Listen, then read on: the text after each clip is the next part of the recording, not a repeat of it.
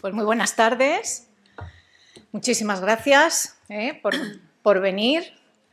Lo primero que voy a hacer es presentaros a nuestra conferenciante, a Ana Cachola, que, bueno, para mí es un placer doble presentarla.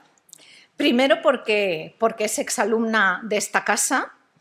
Ella se doctoró aquí en la Universidad de Alicante en el año 2019. Y, en segundo lugar, porque fue doctoranda mía, también, mía y del doctor Prieto de Paula. Recibió el título de doctora internacional, cum laude, con una tesis estupenda sobre Carmen Conde, y además fue distinguida con el premio extraordinario de doctorado. Esto fue en 2021. Y desde entonces, pues ella ha hecho diferentes cosas. Ha sido profesora en la Universidad de Murcia y también simultáneamente profesora de instituto, ¿no?, de educación secundaria, que creo que es muy importante y esto hay que decirlo.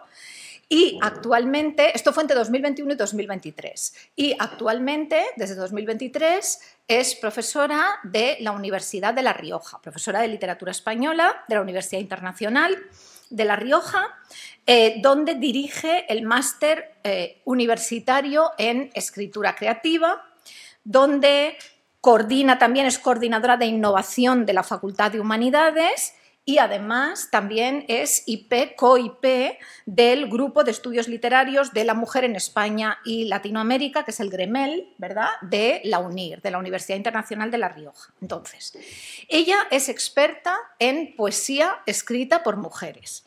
Ha escrito sobre Luisa Castro, sobre Paca Aguirre, Lucía Sánchez Saornil, María Cegarra, Remedios Picó, Elena Martín Vivaldi, Margarita Ferreras, Carmelina Sánchez Cutillas y bastante sobre Carmen Conde, de la cual ha editado una pieza teatral inédita y también una monografía que además os he traído para enseñaros, una monografía preciosa en Peter Lang, que se titula La edificación de la conciencia femenina en la poesía de Carmen Conde, ¿vale? Y es esta. Bueno, entonces, su investigación versa sobre la lírica femenina española de preguerra y de posguerra, abordándola siempre desde la perspectiva de género y con especial énfasis en cuestiones identitarias y autoriales. Y además yo os quiero decir que ella está muy vinculada a esta universidad porque es integrante del grupo de investigación POGESP, Poesía Española y Género, de esta universidad, en el que participan distintos profesores y profesoras vuestros, como el doctor Prieto de Paula, como el doctor Ferri, como la doctora Palomo y como yo misma, y también Celia García Dabó, que es nuestra becaria predoctoral, ¿no?, del grupo, y está aquí también. Y además es integrante del proyecto de investigación que tenemos en este momento en el grupo, que es un proyecto del Ministerio de Ciencia e Innovación, que se titula Género, Cuerpo e Identidad en las poetas españolas de la primera mitad del siglo XX. Y, bueno, algunas de sus integrantes pues, están conectados hoy, nos están viendo y aprovechamos para saludarlas y saludarlos. Entonces, sin más, le voy a dar la palabra a Ana. Su ponencia hoy se titula Cartografía poética femenina de posguerra, estéticas de las autoras bajo el franquismo, 1939-1975. Bueno, pues tomad todas las notas que consideréis y, bueno, preparad vuestras preguntitas para el final, que dejaremos un tiempo prudencial para el intercambio de opiniones, para el diálogo y, sobre todo, para las preguntas que le queráis hacer a partir de lo que ella nos explique. ¿De acuerdo? Bueno, muchísimas gracias, Elena, por la presentación, y también quisiera expresar mi agradecimiento a la doctora Beatriz Aracil, directora del CEMAC, por la invitación. Se lo comentaba antes a Elena, es que volver a Alicante es volver a casa, así que gracias por la cálida bienvenida y por la hospitalidad. Como acaba de comentar Elena, el seminario de hoy versa sobre poéticas femeninas de posguerra procuraremos, aquí tenemos el índice, trazar una panorámica de los 36 años del franquismo, haciendo especial hincapié en lo que supuso a nivel político, social y sobre todo literario la implantación del nacionalcatolicismo para la población femenina. A continuación haremos un mapeo de las principales poetas, subrayando la escasa visibilidad de la que gozaron esas autoras, y finalmente analizaremos los principales ejes temáticos de la poesía femenina de posguerra, citando algunos casos, ¿no? Y leeremos algunos poemas, a ver hasta dónde nos da tiempo a llegar, pero bueno, procuraremos leer lo más posible. Muy bien, y vamos a comenzar haciendo esa introducción y contextualización histórica para situarnos un poco. Elena me ha dicho que habéis llegado hasta la Segunda República, así que seguimos, ¿no? Seguimos a partir de este punto. Y vamos a empezar a hablar de las consecuencias de la Guerra Civil.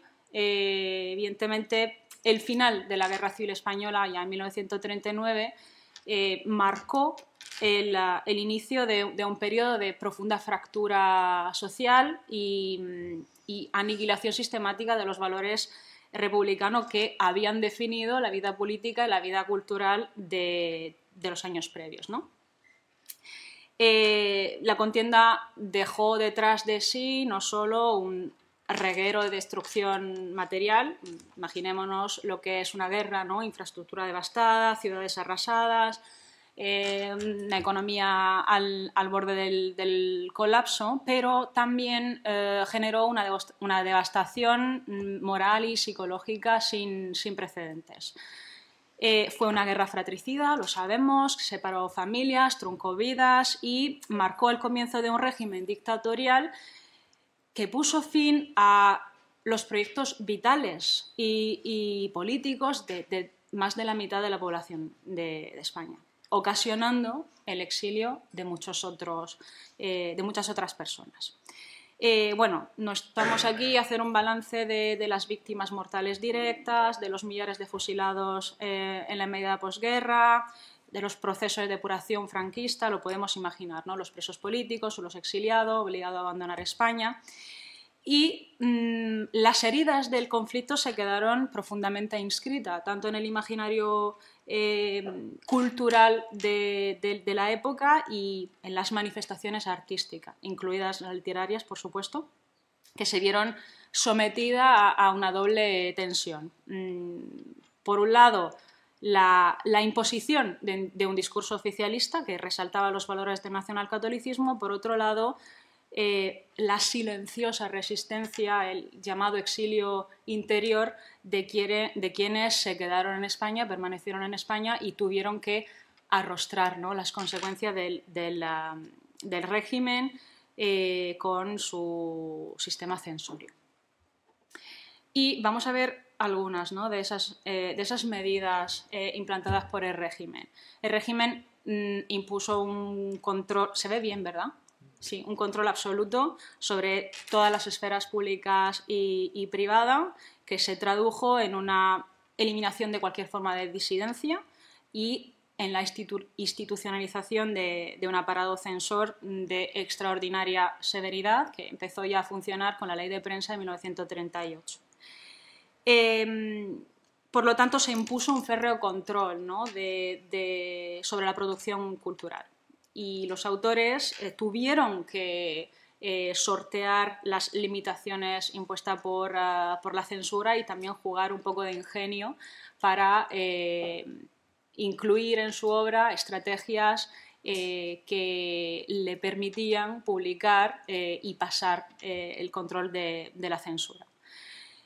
Con respecto a las autoras, la marginación fue doble, por mujeres, evidentemente, y por autora. Y, paradójicamente, y es uno de los puntos en el que vamos a incidir a lo largo de esta sesión, que pese a este clima de vigilancia constante, de opresión, de control, lejos de suponer una merma en la producción literaria femenina, paradójicamente avivó la llama de la creación, agudizando el ingenio del que hablábamos antes, de muchas autoras quienes aprovecharon los cauces estamentales, podemos decir, de la lírica para transmitir un mensaje, lo veremos muchas veces, no solo alternativo, sino hasta subversivo en algunos casos. Entonces, vamos a seguir. Uno de los pilares fundamentales del franquismo y que atañe en primer lugar a la población femenina fue la construcción de un modelo de feminidad alineado con los valores tradicionales de la Iglesia y del nacionalcatolicismo español. La sección femenina, capitaneada por Pilar Primo de Rivera, tuvo evidentemente un papel relevante y crucial en todo ello. Se difundió un ideario de mujer relegada a la esfera doméstica, con un rígido código de comportamiento basado en la sumisión, en la maternidad, en la obediencia a las figuras masculinas. Su única función legítima, la de la mujer, era ser esposa, ser madre, desalentando cualquier aspiración intelectual o profesional. Y este modelo de feminidad excluyente no solo limitó podemos decir, las oportunidades de desarrollo personal, sino que tuvo un impacto directo en la producción literaria, porque las mujeres que se atrevían a escribir en el franquismo eran mujeres estigmatizadas, que tenían que llevar la cruz de ser disidentes desde este punto de vista, de no casar al 100% con el estereotipo propagado por el régimen. Y además, lo veremos, ese ideal de la domesticidad jugó un papel fundamental también en la construcción identitaria de esas autoras. Las tareas del hogar, las obligaciones conyugales y maternales las alejaban de la escritura. Por lo tanto, se configuran en su obra como elementos temáticos conflictivos con el cual tienen que lidiar, evidentemente.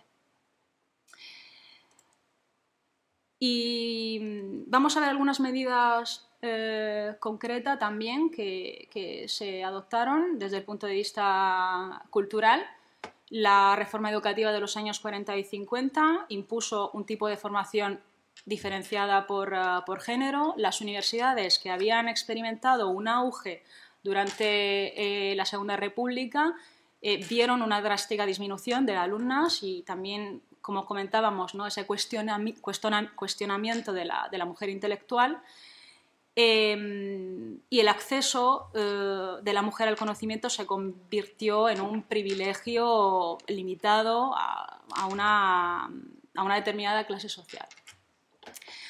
Ahora, para hacerlo un poco más visual, menos aburrido, todo lo que venimos detallando, vamos a emplear esa cronología de escritoras españolas que ha compilado Amparo Quílez Paz. Está publicada en el Cervantes Virtual, la podéis buscar.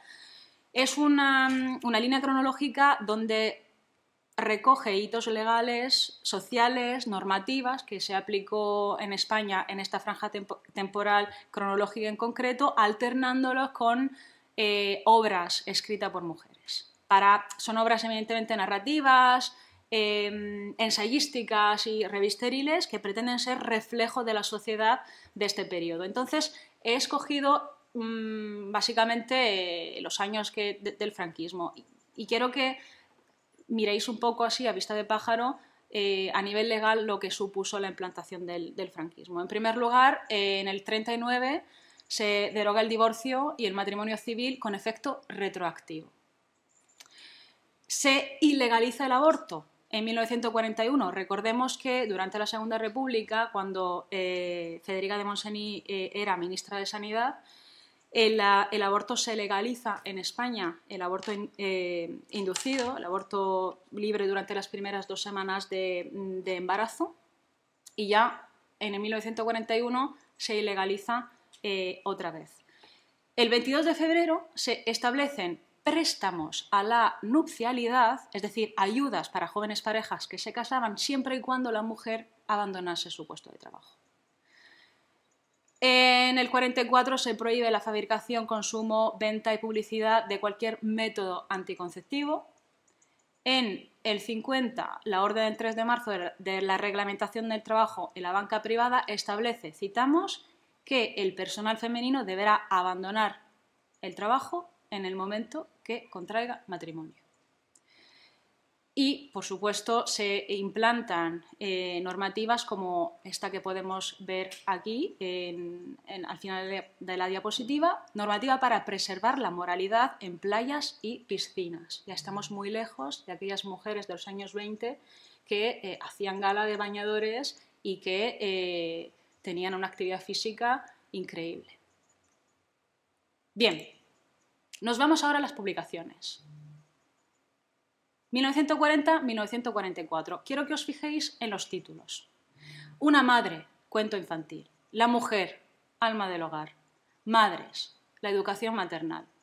La mujer en su hogar. Reseña de la actuación misionera de la mujer. Lo que toda futura madre debe saber. Sigo. Ya en 1949, bueno, hemos podido ver, son esa primera etapa, digamos, del franquismo temprano. No me gusta llamarlo primer franquismo porque no hubo un segundo, pero franquismo temprano. Abundan cuentos infantiles, manuales de ama de casa, de esposa, de puericultura, labores domésticas. Amparo Quiles Paz incluye en esa cronología, aunque no se publicó en España, ese libro capital que es El segundo sexo de Simone de Beauvoir, que supuso un auténtico antes y después en la percepción de las mujeres. Quiero hacer un pequeño inciso que me parece curioso. Claro, 1949, en España, con la censura que sufríamos, no podíamos leer ese libro, no podía llegar a España. ¿Cómo llegó? Llegó de una manera bastante curiosa. La primera traducción que se hizo fue de 1954, y la hizo Pablo Palant. Se publicó en Argentina y consiguió sortear la censura impuesta y adentrarse clandestinamente en España. Llama la atención que la segunda traducción de esta obra se hizo en 1998. 1998. La hizo Alicia Martorell. Vale. Bien, se traduce en el 54, se sortea la censura. Pero Mercedes Formica, esa jurista y autora española, en 1950, es decir, solo un año después de la publicación, publica una reseña del segundo sexo. Publica una reseña en la que reivindicaba la independencia económica de las mujeres y criticaba el lugar secundario que siempre ocuparon en el ámbito profesional. Es decir, aunque se publicó en 1949, aunque la traducción se pudo leer de manera ilegal ya a partir de 1954, Mercedes Formica habla de esta obra, hace una reseña y la da a conocer, publica un artículo en Medina. Y también lo vemos en 1952, comienza a publicar sus artículos en ABC. Mercedes Formica, no sé si la conocéis, seguro que sí, que os suena, se ha hablado poco de ella, fue una jurista, fue una novelista, fue una ensayista española. Es especialmente conocida por la defensa de los derechos de las mujeres, era abogada también.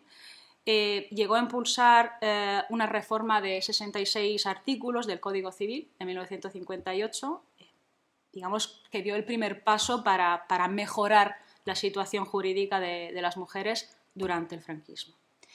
Sus logros apenas tuvieron reconocimiento público en el postfranquismo a causa de su vinculación, de su pasado falangista.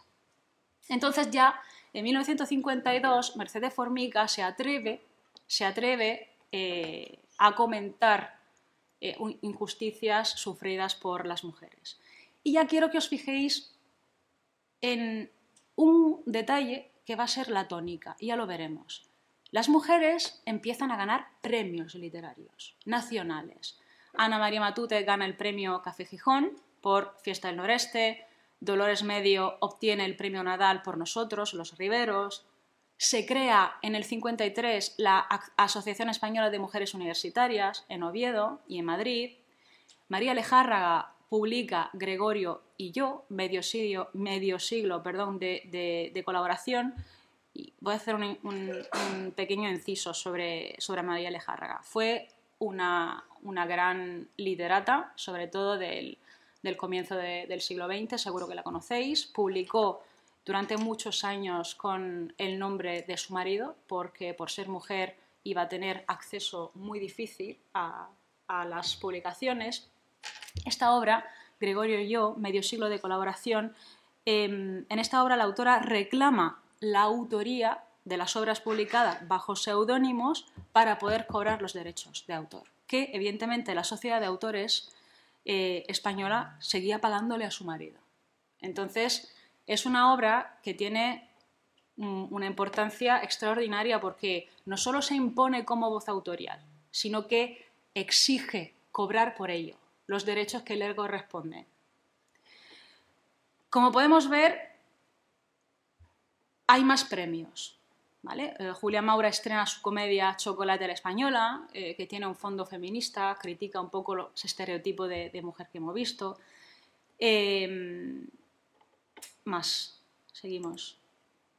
Seguimos con los premios. Carmen Fernández Cobeña gana el premio Café Gijón por su canción, Carmen Kurz también, Liberata Mas Oliver. Como podéis ver, hay muchas autoras, básicamente de año en año, que van ganando premios. Y aquí tenemos en el 56, otra vez, Mercedes Formica consigue una tímida reforma del Código Civil en favor de la mujer. Otros premios. En el 58 logra Mercedes Formica que se reforme en el Código Civil el concepto de casa del marido por hogar conyugal, de forma que los jueces pueden decretar desde entonces que la mujer permanezca en la vivienda conyugal tras la separación. 1959. Concha Castroviejo, que apenas se conoce, gana el premio Elisenda Moncada por su novela Vísperas del odio. Yo os recomiendo que la leáis, porque es una novela impresionante. Es la historia, no quiero destriparla mucho, pero de una mujer abnegada, una esposa que había sido ninguneada por su marido enferma, claro, y ella lo tiene que cuidar, y se toma su venganza. Es una novela, no puedo decir cómo, pero que retrata el odio que esta mujer ha ido viviendo y alimentando a lo largo de su vida por estar con una persona con la cual no quería estar y por tener que vivir en esa situación. Y es impresionante. Es una novela de verdad que yo os recomiendo que leáis porque es un retrato brutal, descarnado del odio de una mujer hacia un marido que no quiere y con el cual tiene que estar. Y 1960, muy importante, hago un pequeño inciso. María Lafitte, condesa de Campo Alange, funda el Seminario de Estudios sobre la Mujer. 1960. Es otro personaje muy fascinante. No sé si queréis profundizar en el TFM, os voy dando ideas. Era una aristócrata, escritora, ensayista, crítica de arte española y también defensora de los derechos de la mujer. Estudió, teorizó sobre la situación de las mujeres y su subordinación, además de crear este seminario que estuvo funcionando hasta 1983, si no me falla la memoria, bueno, los años 80, comienzos de los años 80, y un año antes, en 1948, de que Simone de Beauvoir publicara El segundo sexo, Lafitte publicó La secreta guerra de los sexos, donde hace una crítica al papel de la ciencia en la esencialización de las mujeres, incluso antes que Simone de Beauvoir. Bueno, seguimos con premios. Ya nos acercamos a mediados de los años 60. Seguimos ganando premios. En 1963, muy importante, se ve un poco mal que al convertir el archivo a PDF sea un poco solapado. Se deroga la ley por la que el marido podía matar a esposa o hijas si las sorprendía en adulterio. 1963. Y también a sus parejas. Se funda el Movimiento Democrático de Mujeres en Cataluña. Por fin, en 1964, se legaliza el asociacionismo femenino, en 1964. Y en el 65 nace en Madrid el Movimiento Democrático de Mujeres. Por fin, en el 66, la mujer puede acceder a la administración de justicia. Tenemos ahí otro premio Planeta de Marta Portal por A tientas y a ciegas. La FIT sigue publicando obras de corte feminista. Ana María Matute recibe el premio Fastenrath de la Real Academia Española por Los soldados lloran de noche.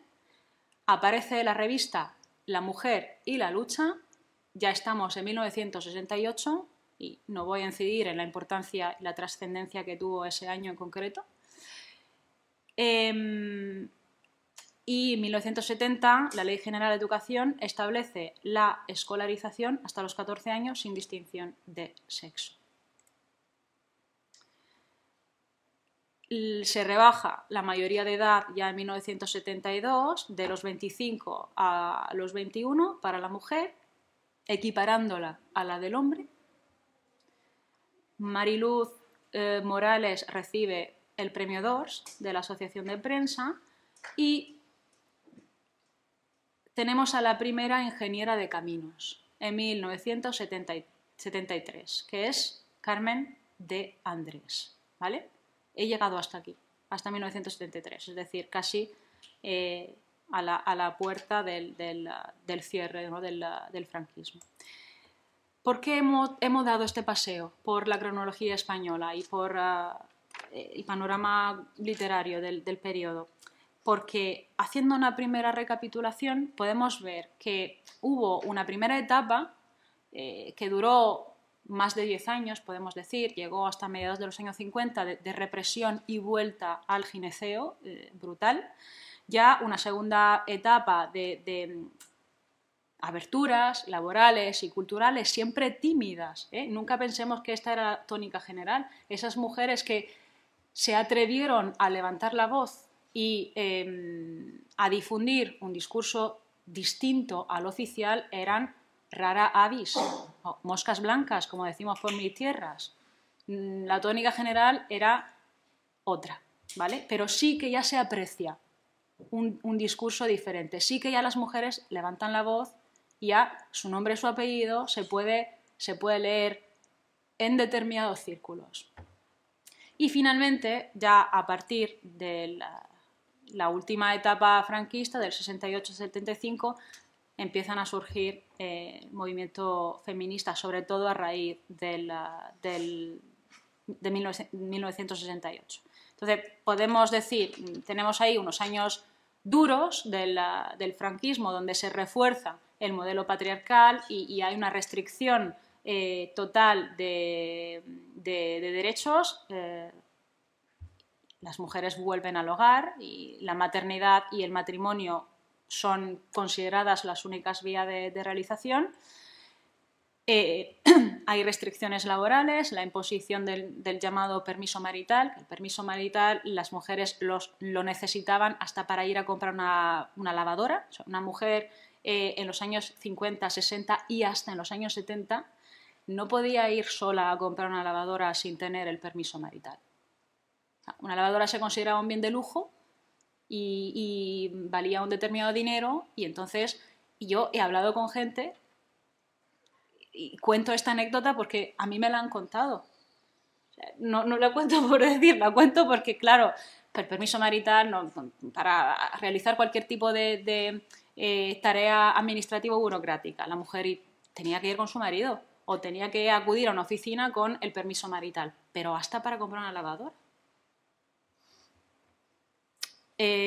Tenemos una segunda fase ya con aberturas laborales y culturales, también porque hay un momento de expansión también económica, cierta laxitud que se puede apreciar en el propio franquismo, con una mayor incorporación al mundo laboral, un mayor acceso a la educación, un cambio también en la representación cultural. Ya las mujeres podían ir a trabajar, por ejemplo, en una fábrica.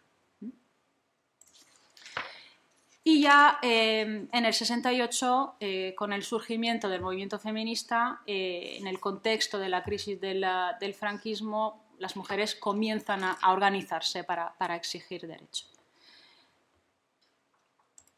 Vale, esto nos ha servido un poco para situarnos, ¿no? Para aterrizar de una manera concreta aquellos que hemos esbozado en la introducción. Y también quería enseñaros los títulos, porque es muy llamativo, es muy ilustrativo también de cómo ha ido evolucionando esta situación. Nos vamos ahora a centrar en el contexto literario.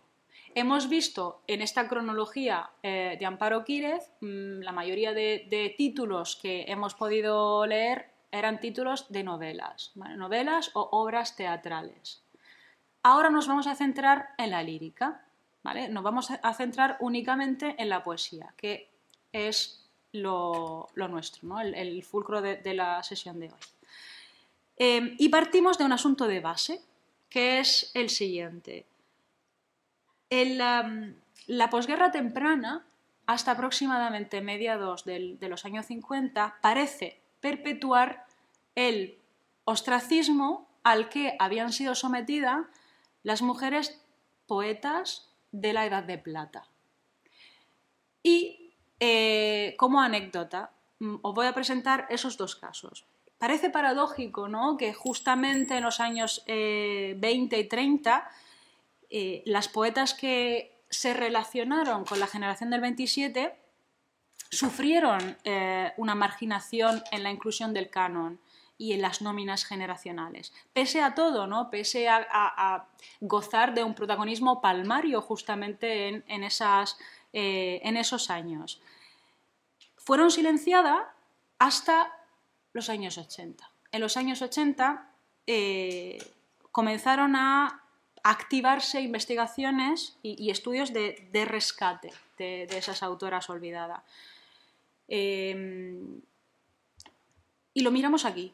En Poesía Española, Antología, Contemporáneos, ampliación de la versión del 32, de 1934 de Gerardo Diego, figuran únicamente Ernestina de Champursin y Josefina de la Torre.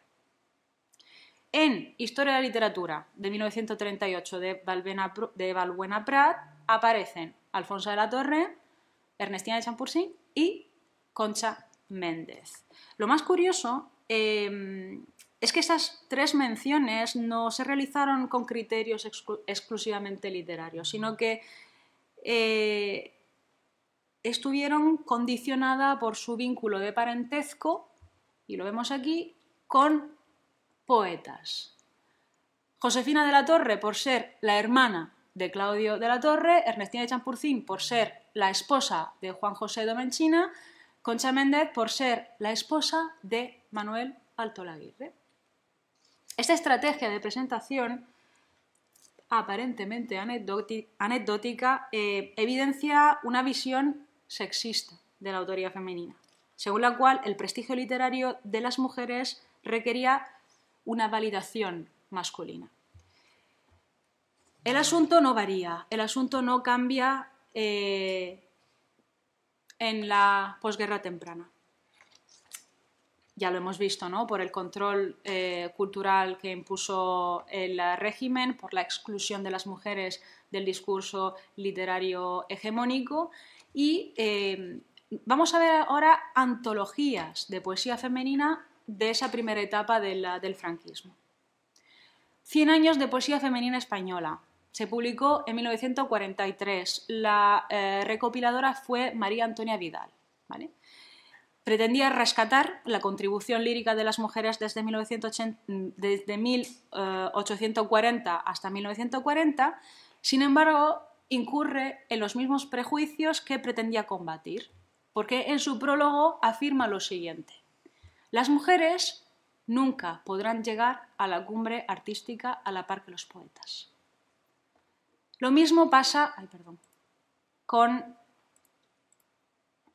Antología consultada de la joven poesía española, de 1952, de Francisco Ribes, que consolidó, esta antología tiene trascendencia porque consolidó la poesía social como vertiente dominante en aquellos años. De los consultados, alrededor de 50, creo que eran 53 autores, se contabilizaron, o sea, se incluyeron entre los consultados solo 8 mujeres, que eran Ana Inés Bonín, Carmen Conde, Ángela Figuera, María de Gracia Ifá, Susana March, Trina Mercader, Pura Vázquez y Concha Zardoya. De esas 8 consultadas, ninguna aparece en la antología consultada de la joven poesía española. Estamos en 1952 y la voz social más estremecedora y más importante del periodo es Ángela Figuera. ¿Vale? La consultaron, pero no la incluyeron. Que ya tenía publicado al menos 4 poemarios. ¿Vale?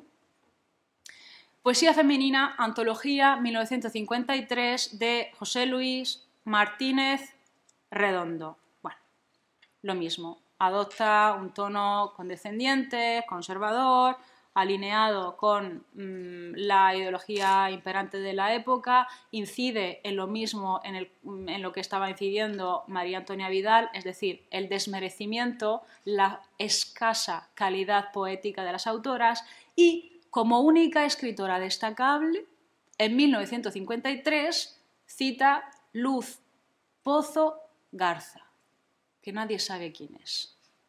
¿Vale? O sea, Carmen Conde, 1947, 1947, había publicado Mujer sin Edén, un bombazo. Pero el hombre cita a Luz Pozo Garza. Bueno.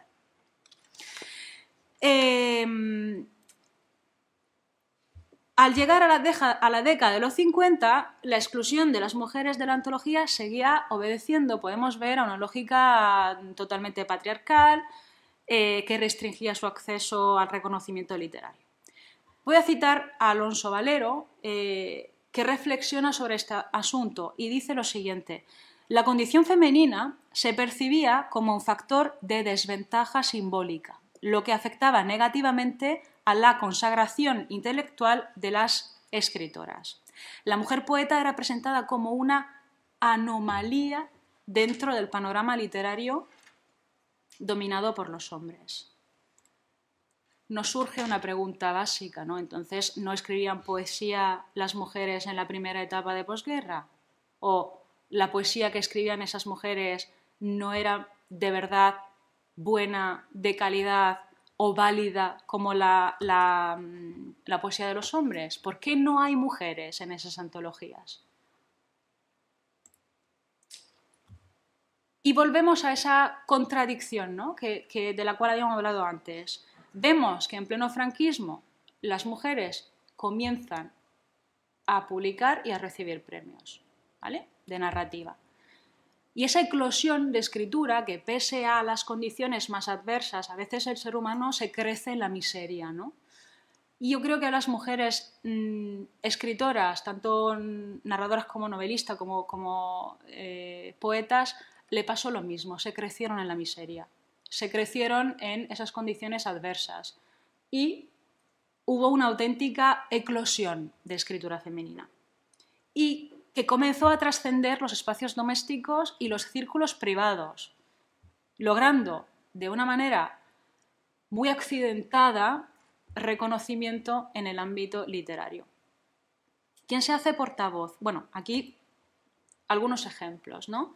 María Elvira Lacaci fue la primera mujer en ganar el premio Donais de poesía con Humana Voz, en 1956. Pero antes habían recibido accésit al mismo premio, cito esto por ser uno de los más importantes, ¿vale?, a nivel nacional, Concha Zardoya con Dominio del llanto, 1947. Susana March, 1952, con La tristeza. Pino Ojeda y Pilar Paz Pasamar, en 1953, con, respectivamente, Como el fruto en el árbol y Los buenos días. María Beneyto con Tierra Viva en 1955. Sí que había mujeres que escribían poesía y por ganar premios no tenía que ser tan mala.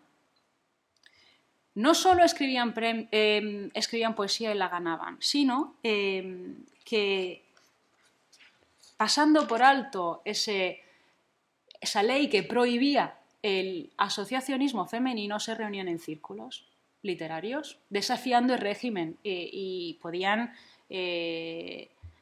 arrestarla, evidentemente, o sea, podían incurrir en consecuencias a nivel legal. Una de las tertulias que más fama tuvo fue la de Adelaida Las Santas, de Gloria Fuerte, que se llamó Versos con faldas, ¿no? Lo tenemos aquí en la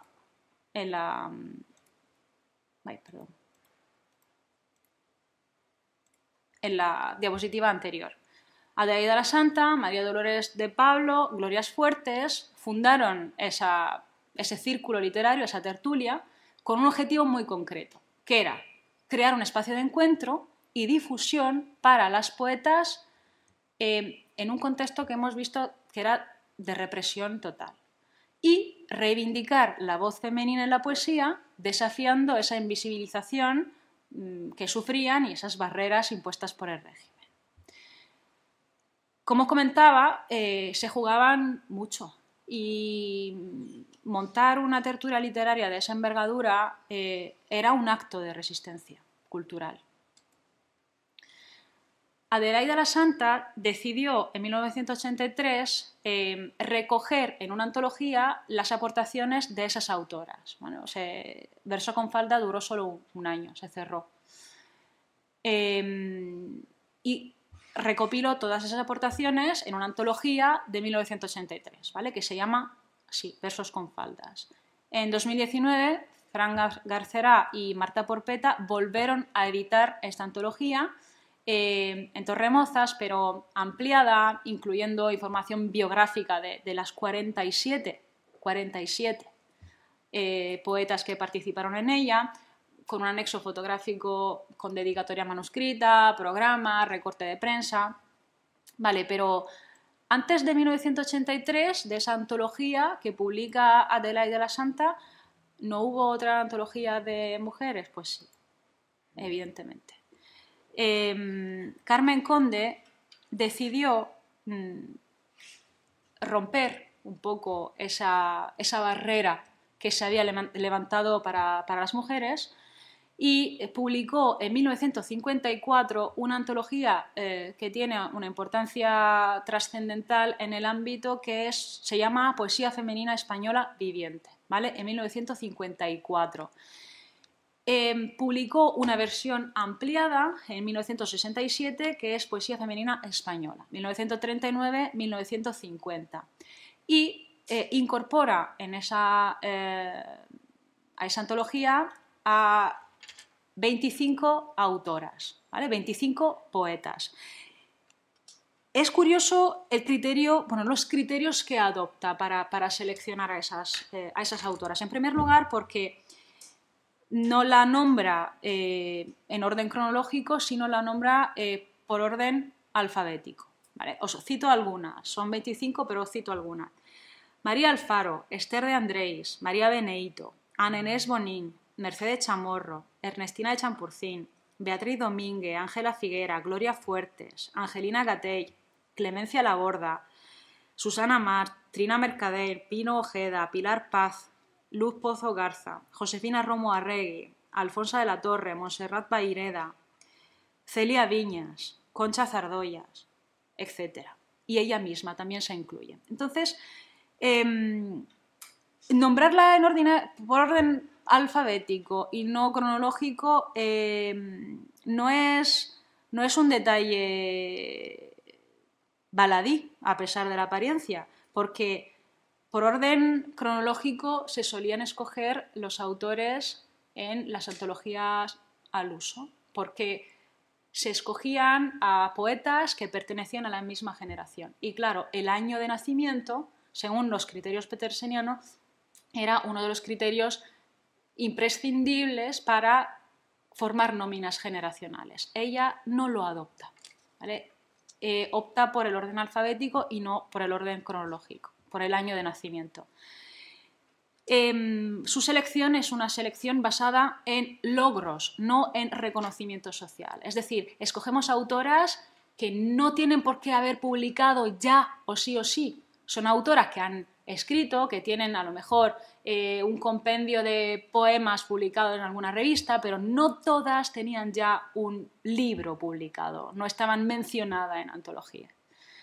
Tiene una dedicatoria simbólica porque, es decir, hemos visto esos dos criterios, son criterios que tratan de ser dignificantes e incluyentes al mismo tiempo, desde el punto de vista biobibliográfico y también desde el punto de vista regional, porque las 25 autoras que menciona son autoras que proceden de toda la geografía española, ¿vale? Y como os comentaba, también la dedicatoria no es baladí, la voy a leer porque la doctora Palomo está aquí y ha estudiado y sigue estudiando a Clemencia Miró, así que se la dedico a Laura. Carmen Conde dedica esa antología justamente a Clemencia Miró. Era una gran amiga suya, era hija de Gabriel Miró, renunció a tener una vida literaria propia y en homenaje a Clemencia le dedica a Carmen la antología. Esta antología, cito, va dedicada a la poetisa Clemencia Miró, que había fallecido el 26 de julio de 1953, el año anterior a la publicación. Querida e inolvidable amiga, que no quiso publicar ninguno de sus hermosos libros, para que su nombre preceda a los nuestros. Es una dedicatoria que tiene unas clarísimas intenciones y se la dedica a Clemencia, le da voz a Clemencia. Clemencia tenía muchos libros escritos pero ninguno publicado y ella la menciona como autora, no como hija de Gabriel Miró. Y es Clemencia que inaugura esta antología. Entonces, ¿cómo adopta esos criterios selectivos que hemos dicho que son abarcadores y que se alejan por completo de los criterios petersenianos? Me parece destacable también indicar ese detalle, ¿no? de la dedicatoria.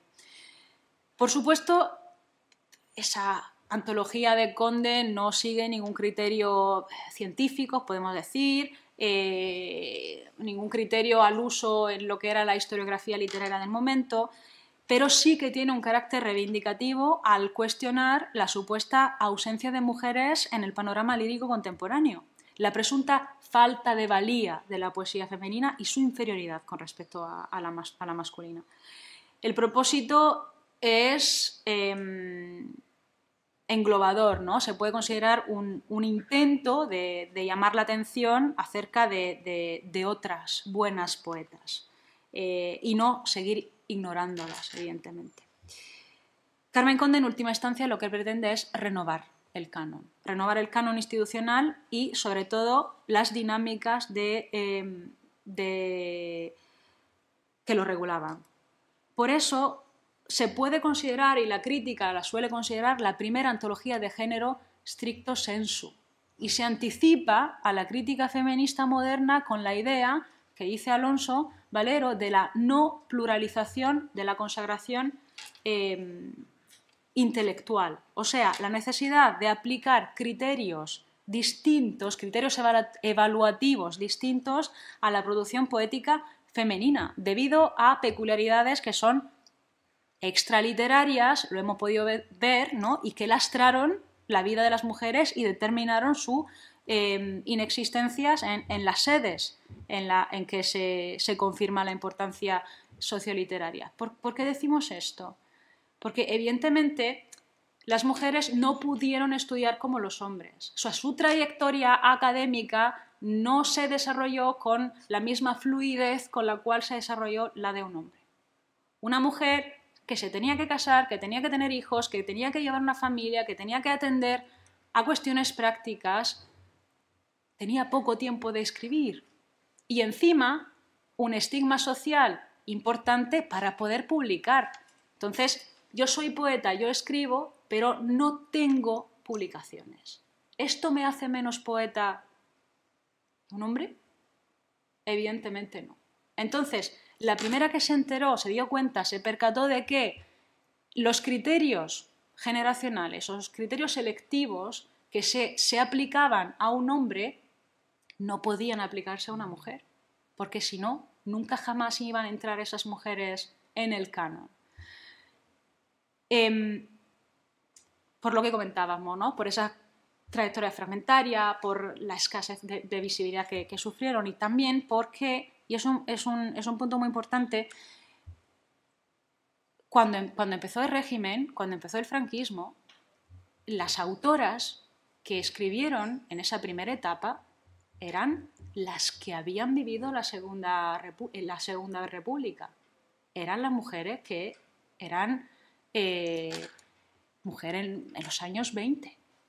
Entonces, ahí ese proceso identitario como ser humano, como mujer y como autora había empezado antes. Tenemos que mirar a la escritura, a la poesía femenina de posguerra siempre con un ojo puesto en las vanguardias, porque esas mujeres que fueron vanguardistas, que escribieron en los años 20 y 30, que fueron mujeres en la Segunda República, seguían siendo mujeres, seguían siendo autoras, pero le cayó encima esa losa. Entonces, a la hora de... Es complejo crear una taxonomía, cerrar un corpus. Hay muchos retos metodológicos que hay que tener en cuenta cuando se mira a la poesía femenina de posguerra.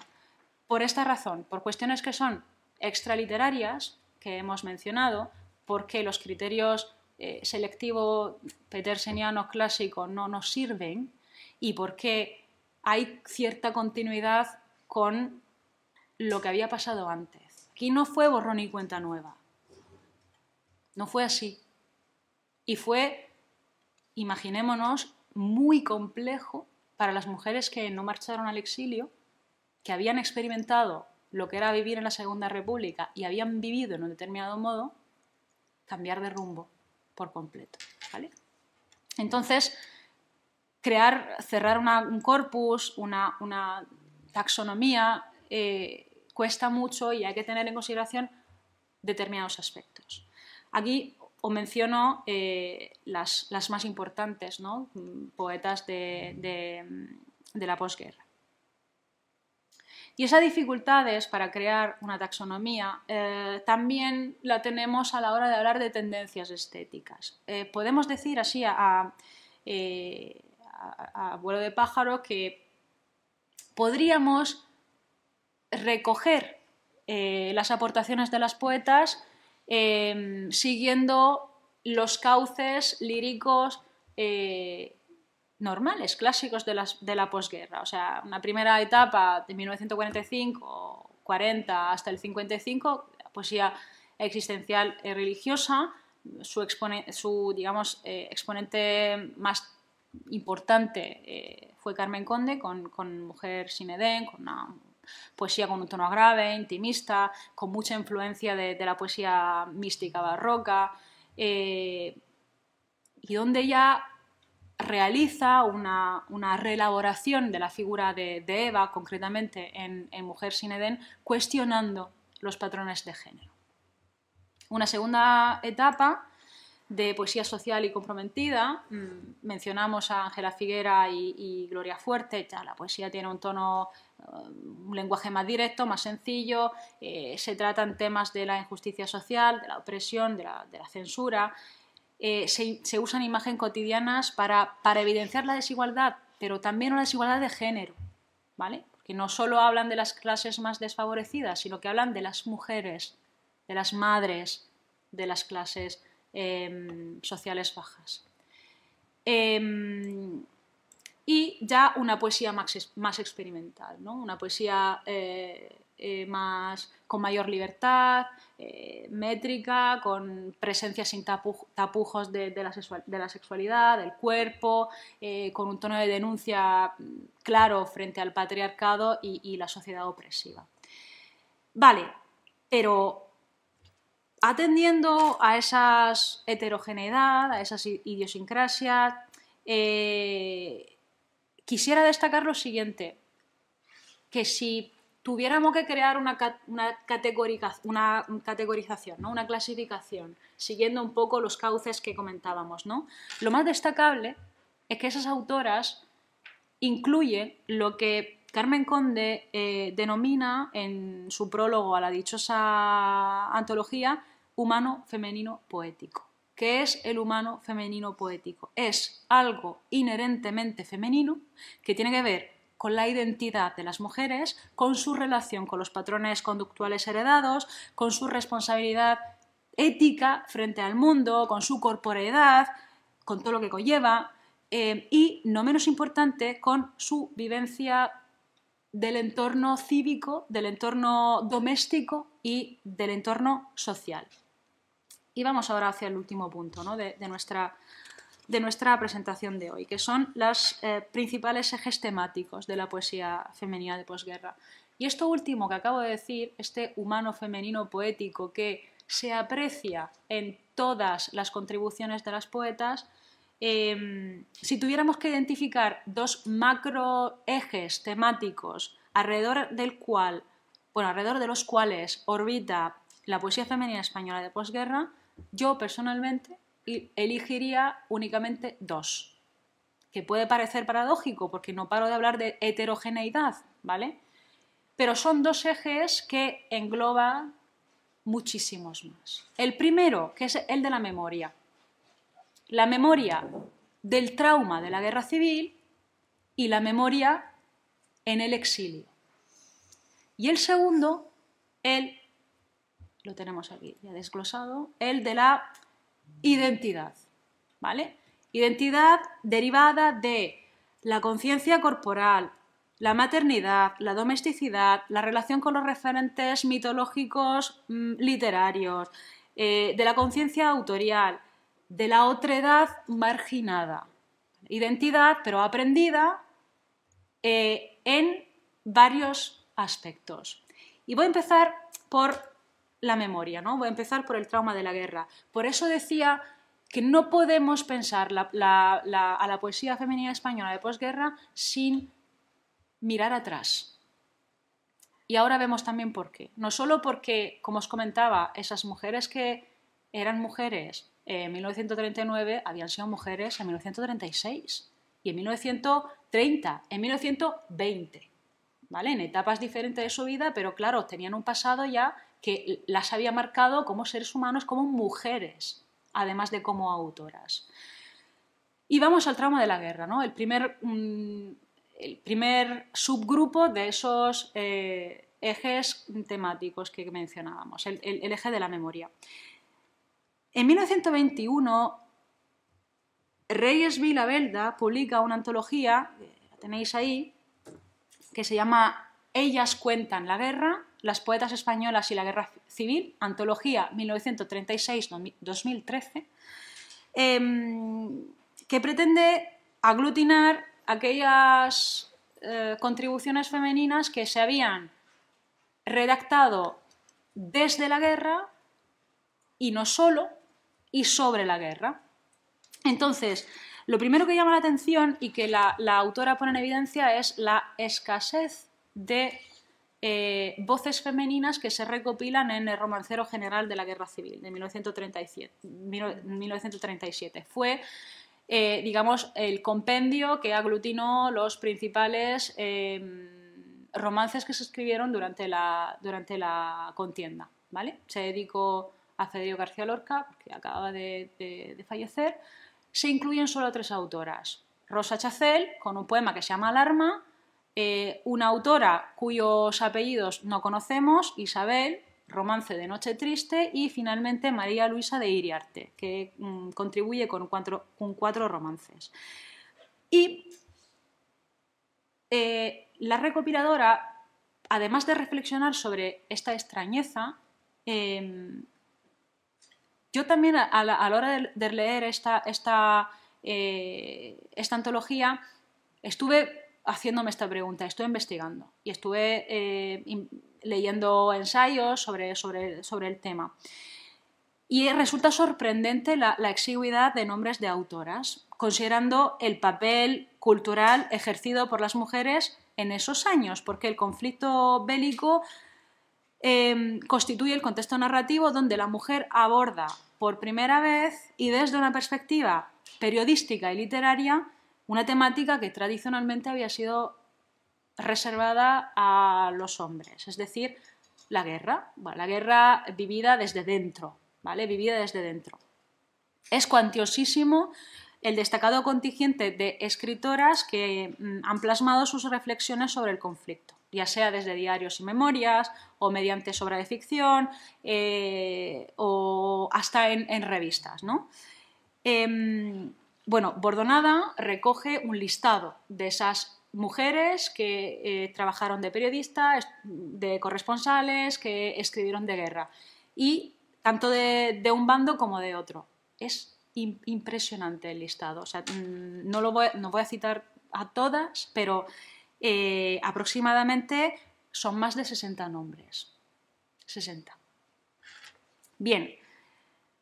Asombra también que en un ensayo capital, que es El compromiso en la poesía española del siglo XX de Lechner, un ensayo de 1968, Lechner no mencione ni siquiera ese olvido injustificable Romancero de mujeres libres, de Lucía Sánchez Saornil, que es el único poemario de compromiso gestado en la guerra, publicado en la guerra, donde las protagonistas son mujeres. No se menciona en el compromiso, ¿vale? En la poesía del compromiso de Lechner. En ninguna de las fuentes que he consultado hemos rastreado la huella, por ejemplo, de Aurelia Ramos y Moyá, que publica Impresiones de guerra en 1939, un poemario que reflexiona sobre la experiencia de la guerra civil a consecuencia de la muerte de su hermano Enrique. Se menciona a Pilar Millán Astray con una colección de 124 poemas titulada Cautivas, 32 meses en las prisiones rojas. Pero, y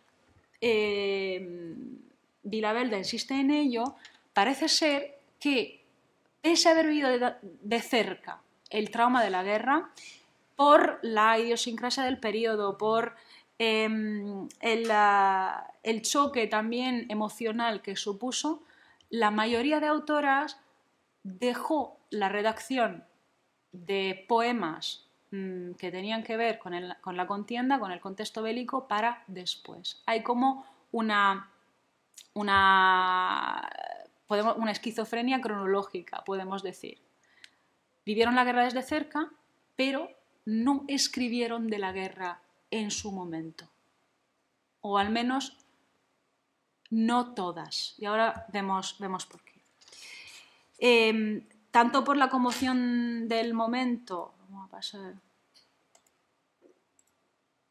Tanto por la conmoción del momento como por la siguiente instauración del régimen y las medidas censorias, ¿no?, que afectaron al mundo literario, hay poetas que sí escribieron pero que no pudieron publicar esas obras. Y mencionamos algunas. Mientras los hombres mueren, de Carmen Conde, ¿vale? Se escribió desde 1937 hasta 1939 en Valencia con los bombardeos.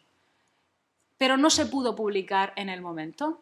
Se publicó en 1953 y fuera de España. Se publicó en Milán, en Italia. En España la obra pudo leerse solo en 1967, cuando se incluyó en la obra poética completa de la autora, compilada por Emilio Miró, que por cierto recibió el Premio Nacional de Poesía del mismo año, y ya era tarde. Ya en 1967 era tarde para que el público pudiera comprender plenamente la profundidad del sufrimiento expresada en el libro. Todo lo que tenía que ver con la guerra se omitía por completo y, por supuesto, pasó desapercibido, totalmente desapercibido, no solo en el contexto histórico-literario en el que fue publicada, sino también en el panorama de la poesía lírica femenina posterior. De haberse publicado en 1939, a poco de su composición, pues, probablemente se habría celebrado como una obra totalmente rompedora por el talante innovador de su estética, por su planteamiento existencialista y, por supuesto, por la perspectiva de género que tiene esta obra, puesto que habla de la guerra desde la perspectiva de las mujeres y concretamente desde la perspectiva de las madres. Otro ejemplo, Holocausto, de Pilar de Valderrama, de 1943. Lo escribió a raíz del fallecimiento de su hijo, Rafael, enrolado en el ejército franquista y fallece a consecuencia de adversidades experimentadas en el frente. Bueno, los estragos de la guerra, la pérdida del joven quedan reflejados en dichas páginas. Hay poemas estremecedores, es un poemario maravilloso, pero muy, muy duro, muy duro. Concha Zardoya, Dominio del llanto, 1947. Es otra obra que habla de la guerra, de los estragos de la guerra, con una peculiaridad, fenomenología del dolor, construida en crescendo y protagonizada por un yo lírico que está totalmente lacerado, destrozado por la violencia, el sentimiento de devastación. Angelina Catell, Poema del soldado, 1955. Ganó con esa obra un premio literario y es una reelaboración ya tardía de evocaciones y sentimientos que el estallido de la guerra civil provocó en la autora, que era niña, ¿vale? Era niña cuando sufrió la guerra, adolescente. Obtuvo, como os comentaba, el premio Valencia en 1954. Y, por supuesto, otro ejemplo, ¿no?, de poesía de la guerra tardía, el de Francisca Aguirre, ¿vale? Los 300... Bueno, recuerdo que su padre fue asesinado por mano del régimen franquista en 1942 y el de la guerra se convierte en un leitmotiv doloroso que atraviesa toda su producción lírica. Los 300 escalones, que de 1977, 40 años después de la guerra, este motivo vuelve a la escritura de las autoras. Bueno, podemos concluir básicamente que el de la guerra es un motivo que las autoras mantienen vivos en las páginas de sus poemarios, tanto aquellas que sufrieron el conflicto en la madurez, como puede ser Carmen Conde, como las que la padecieron en su infancia o en su adolescencia. Da la sensación, citamos a Mayoral y Mañas Martínez, da la sensación de que es una herida cerrada en falso que la literatura no hace sino poner de manifiesto, ¿vale? Volviendo una y otra vez sobre ello. Lo mismo pasa con el trauma del exilio, ¿vale? No nos vamos a detener mucho en este asunto, en primer lugar porque es un fenómeno de una complejidad bastante considerable, en primer lugar. En segundo lugar, porque es muy complejo y también hubo poetas que se marcharon al exilio en la primera etapa, otras que se marcharon al exilio después, y esas dos generaciones de exiliadas también son peculiares y cada una tiene una característica. Y además la recuperación de esas voces ha sido tardía y aún está en proceso. Para esas autoras la poesía se configura como una herramienta de resistencia, de denuncia, un espacio de elaboración del duelo, podemos llamarlo duelo, ¿no?, de reconstrucción identitaria. Abundan símbolos de soledad, destierro, una metáfora muy recurrente, la del mar, como frontera insalvable que marca la imposibilidad de regreso.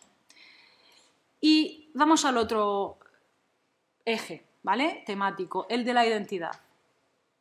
Y vamos a empezar por cuerpo y maternidad, ¿vale?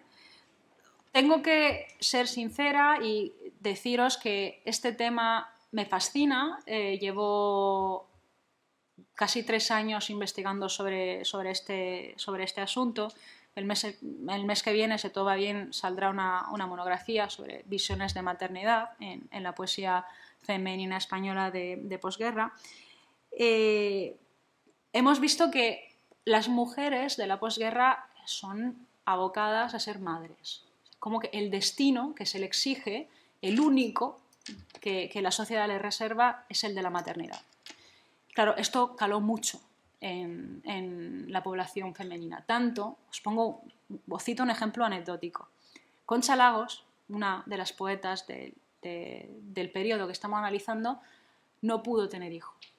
Y fue un trauma que la persiguió a lo largo de toda la vida, lo veremos ahora.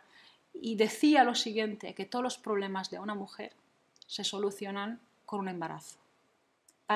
Lo cito para que podáis entender un poco cuánto esa exigencia impuesta de la maternidad estaba presente en la mente, en el pensamiento, en la vida de esas autoras. Entonces, la maternidad que podemos apreciar en la poesía de esas autoras no es solo una maternidad magnificada, una maternidad disfrutada, una maternidad gozosa, sino que investigando me he dado cuenta de que hay un universo de maternidades otras, de realidades que incomodan al discurso hegemónico. La poesía femenina española de posguerra está plagada de madres agotadas, de madres frustradas, de madres en lucha con el peso de la maternidad impuesta. Hay madres que no encajan en la norma, madres solteras que deben enfrentarse al estigma social de haber dado a la luz a un hijo y que están señaladas por la calle, tanto ella como el hijo. Madres que sufren abortos y tienen que enfrentarse a ese trauma de un aborto. Madres que ven su maternidad truncadas, madres prostitutas, mujeres homosexuales que desean ser madres y no pueden, mujeres solteras que no se han casado y por lo tanto no pueden tener hijos, pero tienen que convivir con esta frustración de no tener hijos y con este deseo de maternidad. Mujeres estériles que cargan con el dolor de una imposibilidad que la sociedad convierte en una falta. O sea, hay muchas madres en la poesía femenina española de posguerra. No solo las madres abnegadas, no solo las madres felices, no solo las madres patrióticas, sino también muchísimas otras, de las cuales no se habla, se ocultan, porque claro, no cumplen con esa imagen prototípica de mujer ensalzada por el régimen a imagen y semejanza de la Virgen María. Vamos a ver algunos ejemplos, ¿vale?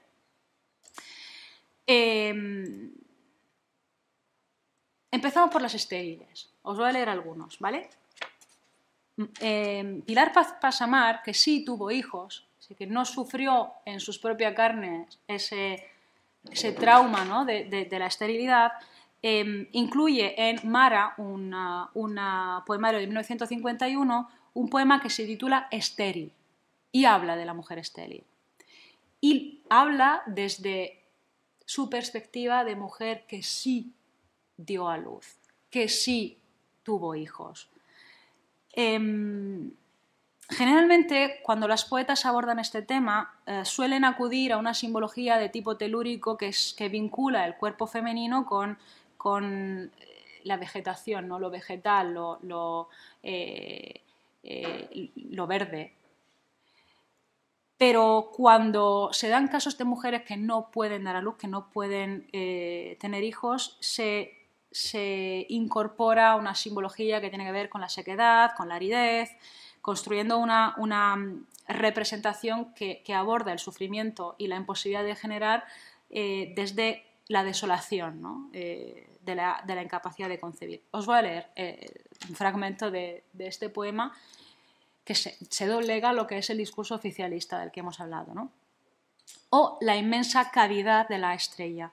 Abandono total tienen tus miembros, tu mirada es un largo suspiro reprimido y tus seños inútiles ramajes desprendidos del árbol de deseo. ¿Para qué guardas, di, la piedad de tus horas y esas manos inertes sobre regazo frío, ese regazo nunca sino en sueños, colmado, como un pozo reseco que visita las sombras? Te tienes a ti misma como la rama vieja, y el tronco carcomido y la llanura sola. Vemos esos símbolos de la naturaleza, pero una naturaleza podrida, una naturaleza estéril, una naturaleza que no puede generar vida. Y es un vacío que se traslada de lo físico a lo emocional, a lo psicológico.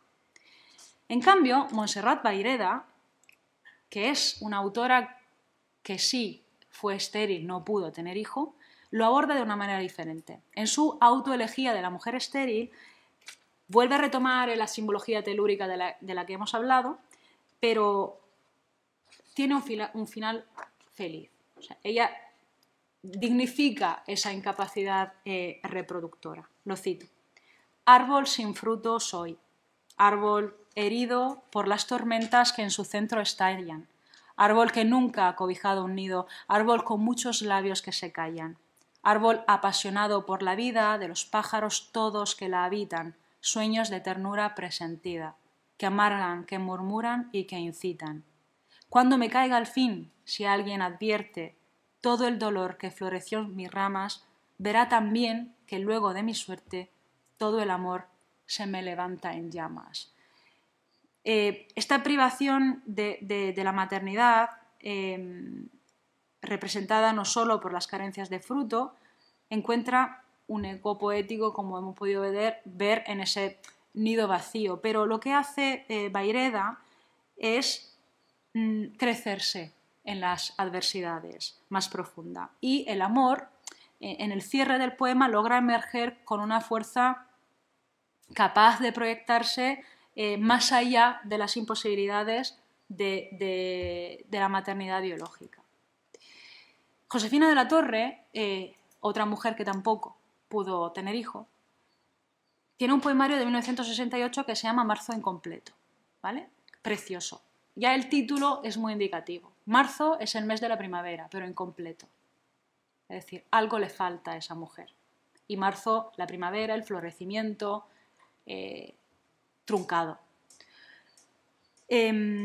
Explora de manera profunda el tema de la esterilidad, la angustia y el dolor en algunos poemas son tan abrumadores que recurre a menudo, por ejemplo, a exclamaciones, interrogaciones.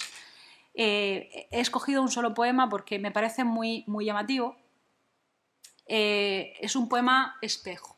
Por un lado, habla del hogar de las madres como refugio cálido, pleno, donde la vida transcurre, fluye con armonía, y el otro, el hogar de la mujer estéril, que se configura como un espacio desprovisto de toda resonancia asociada al concepto de hogar. Es un espacio desarticulado, tanto en su estructura arquitectónica como en su dimensión emocional. Vamos a leerlo. Vamos a leer la primera parte. Dentro de las paredes de tu casa, entre los hombros de tus seres vivos, junto al aliento de tus bocas queridas, sobre el pedestal de tu vida fecunda, la sangre ya colmada, bajo el techo seguro, con el árbol, el hijo, qué sencillo. Pero desde ese otro lugar, sin paredes, sin hombros, sin aliento, destruido el pedestal, la vida estéril y la sangre gritando en el desorden y por lo no alcanzado, sin el techo seguro, sin el hijo, ni el árbol, qué difícil. Veis que es un poema espejo, como comentaba, porque se repiten muchas palabras, la casa se estructura mencionando los mismos elementos constitutivos, pero vemos un lugar lleno y un lugar vacío, un lugar desestructurado. Concha Lagos, que la mencionaba antes, aborda este tema de manera obsesiva en El corazón cansado, Agua de Dios, Arroyo claro. Para empezar, tiene un poema que se llama Elegía a las manos del corazón cansado, que habla justamente de ello.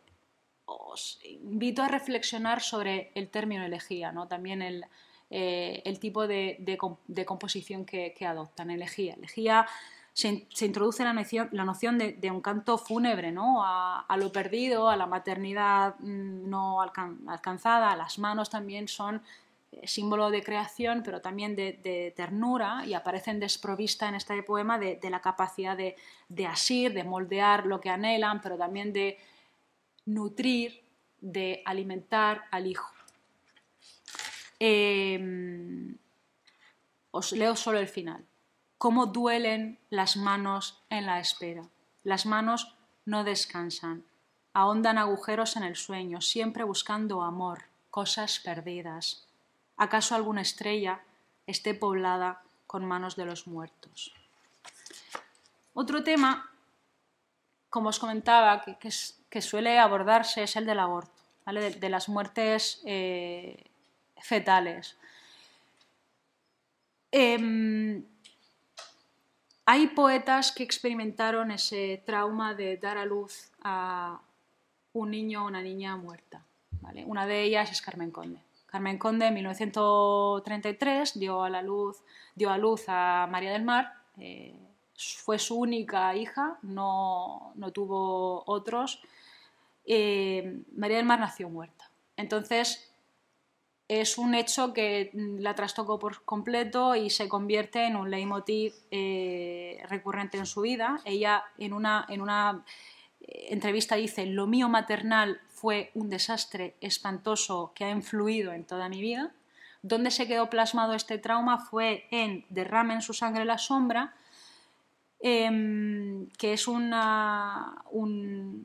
libro ya posterior, pero que redactarlo le costó aproximadamente 40 años. 40 años para verbalizar ese trauma. Bueno, no voy a incidir en ello. Bueno, he escrito hace poco sobre este asunto. Concha Méndez también pasa por este trauma. No lo he incluido sencillamente porque Niño y sombras, el poemario es anterior, es de 1936, pero pasó por el mismo trauma.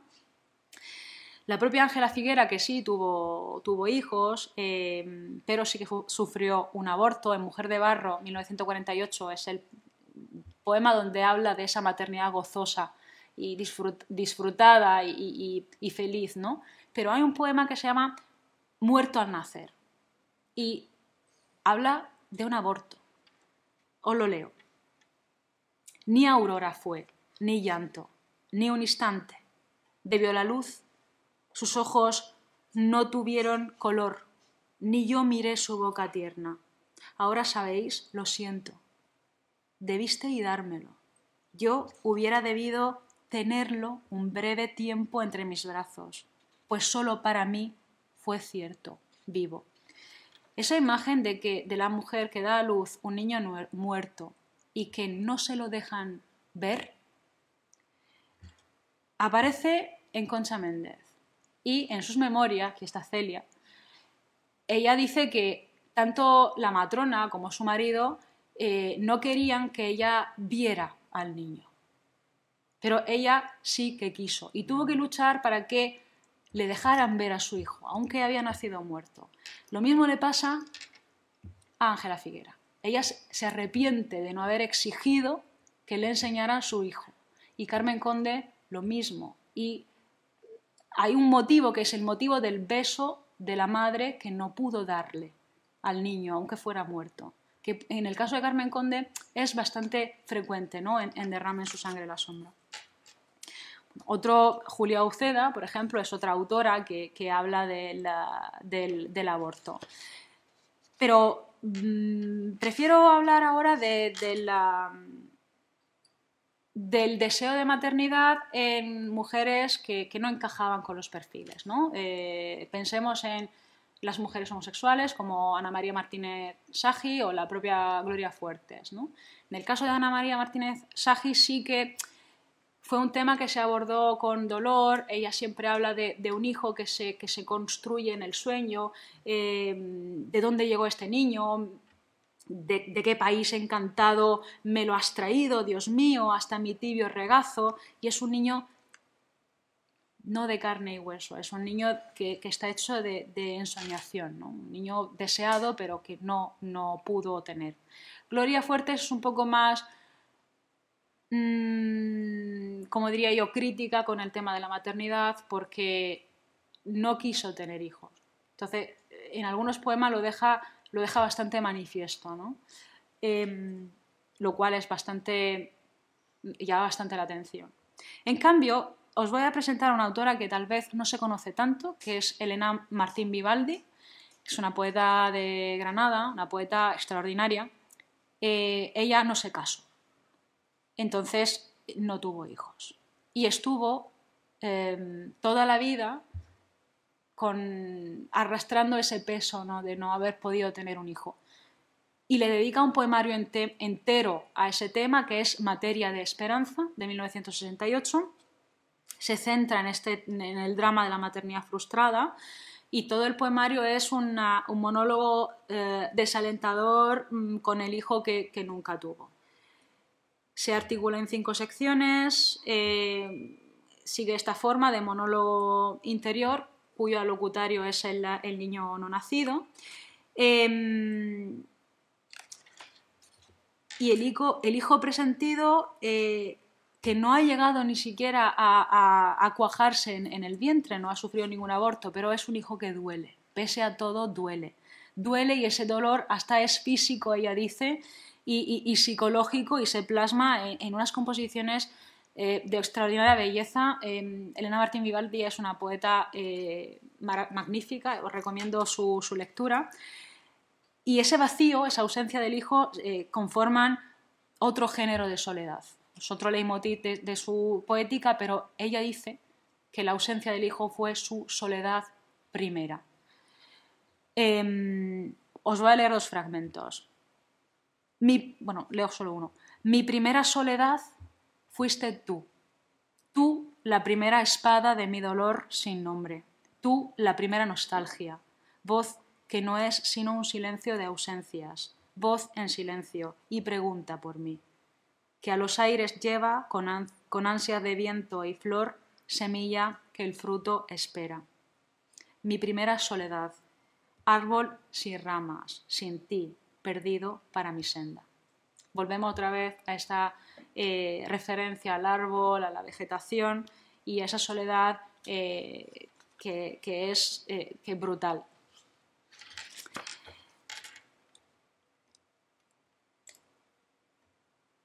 Vamos a ver ahora la maternidad como activo social. Y aquí, como os comentaba, las 2 voces más relevantes son Ángela Figuera y Gloria Fuerte. Bueno, Ángela Figuera ha hablado del asunto en Vencida por el ángel, El grito inútil, Los días duros.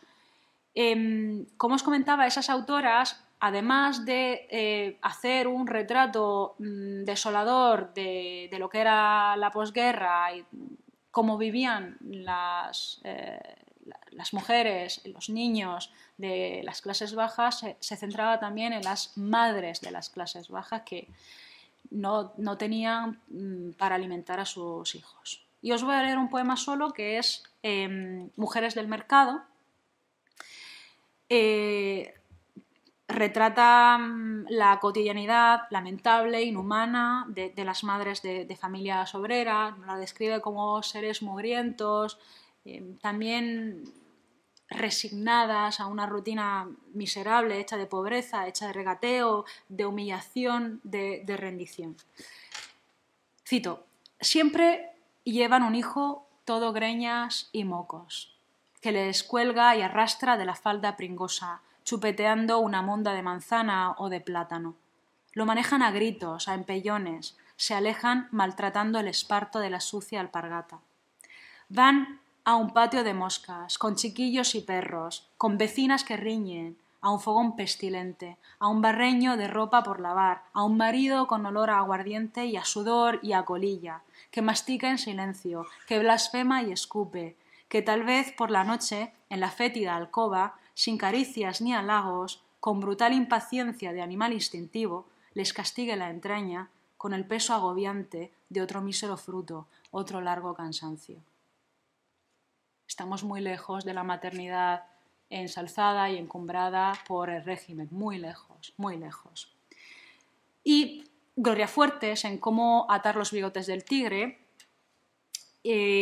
nos invita a hacer un recorrido nocturno por Madrid y nos revela la vida de aquellos que existen en los márgenes, ofreciendo una perspectiva cargada de humanidad y comprensión. Os leo Madrugadas. Amiga de serenos y de expresos, igual que un operario de la Renfe, conozco los caminos de la noche, los caminos del clown que ríe inútilmente y los torcidos pasos del que bebe derecho tiene a su vida beberse. Conozco los retratos de los hijos de pobres prostitutas que con toda ternura sus madres tienen y los enseñan, igual que todo, en un rincón del bar antes de recogerse. Ese detalle tan humano del retrato de los hijos de la prostituta son una de las imágenes más conmovedoras, ¿no?, de todo el poema. La ternura con las cuales estas madres muestran las fotos de sus pequeños, igual que todo el mundo, como las demás madres tienen derecho a enseñar el retrato de sus hijos. Adelaida la Santa nos habla también de otras madres, que son las madres solteras, o sea, las madres que decidieron tener a su hijo y arrostrar las consecuencias de un estigma que recae tanto en ellas como en los pequeños. También hay autoras que nos pintan la vida conyugal de una manera bastante más real de la ensalzada por el régimen. El matrimonio en Aldonza se casa de Pilar Pasamar, de Los Buenos Días, se considera casi una tragedia inminente de la cual el jurídico pretende salvar a la pobre Aldonza. ¿Por qué quiero salvarte, Aldonza? Porque quiero llorar por las que ignoran, por todas las robustas, por todas las Aldonzas, por las que nunca sueñan, por ti, Aldonza Lorenzo, que hoy temprano te casas con el hombre, genérico, bajo el sol de Castilla. Más cáustica es la visión de Gloria Fuertes, que pone en evidencia la desmitificación del matrimonio convencional realizada por el régimen y la soledad, la desilusión y resquemor también del ama de casa. Mujer casada, cansada por el ponte venga, vamos, quiero. Mujer casada, desenamorada por el ponte venga, vamos, quiero. Mujer casada, desilusionada por el ponte venga, vamos, quiero. Mujer casada, cascada, encascada tu pelo sobre el seno. Los sauces son ser sauces, no dan tal sensación de desconsuelo. Mujer casada, sola, en cueros, cual la mar en galerna sedienta de ternura, golpeada por el oleaje del ponte venga, vamos, quiero. Vemos que la institución matrimonial es presentada como un espacio de opresión donde la mujer, en lugar de encontrar el amor y la realización prometidos, ¿no?, por el ideal romántico del matrimonio, se enfrenta a una realidad de desilusión y de sacrificio. Y ya vamos un poco cerrando, robo 10 minutos más. Otro eje temático abordado por las autoras es el destino de paridoras de la especie. Carmen Conde, con Mujer sin Edén, inauguró todo un filón de autoras que se dedicaron a reflexionar sobre el prototipo de mujer encarnado por el personaje de la mitología bíblica que era Eva, ¿vale? Entonces, aprovechan ese cauce lírico, ese personaje, para realizar otro retrato de Eva. Eva ya es una mujer humanizada, una mujer rebelde, que denuncia la marginación a la cual ha sido sometida la mujer a lo largo de todos los siglos. Y María, que es como la contraparte, ya se desacraliza. María, la Madre de Dios, es una mujer normal y corriente. Es una mujer que sufre, una mujer solitaria, que también llora por la muerte de un hijo, como las mujeres que lloraron la muerte de sus hijos en la Guerra Civil. y realizan como una síntesis de ambas figuras en la mujer contemporánea. Entonces, sirve el personaje de Eva para criticar los discursos franquistas sobre la maternidad, para revisar el arquetipo femenino, bueno, los arquetipos femeninos bíblicos en este caso, y para reafirmar una identidad femenina plural y emancipadora. Y en esos textos reflexionan sobre, evidentemente, el destino de parida de la especie. Ya sabemos que Eva fue destinataria del anatema divino y fue condenada a parir con dolor todos los días de su vida por los siglos de los siglos. Y ellas se rebelan a este destino de paridoras de la especie. Tengo aquí un fragmento de Destino, extraído de Los días duros, de Ángela Figuera. Libre el varón camina por los días, sus recias piernas nunca soportaron esa tremenda gravidez del fruto.